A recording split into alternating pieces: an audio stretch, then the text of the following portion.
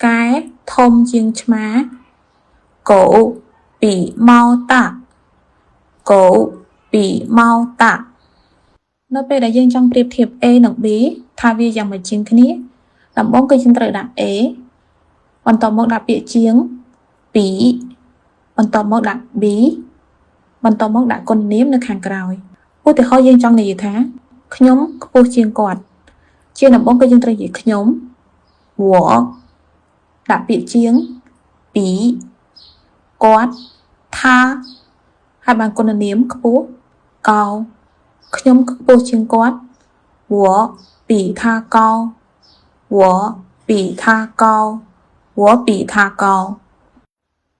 គាត់ធំជាងខ្ញុំឬក៏គាត់អាយុច្រើនជាងខ្ញុំ他比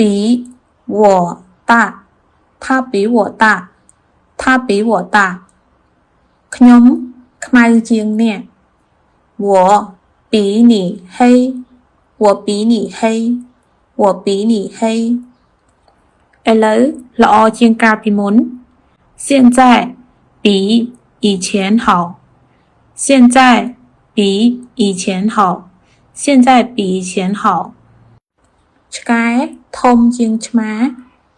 狗比猫大狗比猫大ថ្ងៃនេះរងាជាងម្សិលមិញ今天比昨天冷今天比昨天冷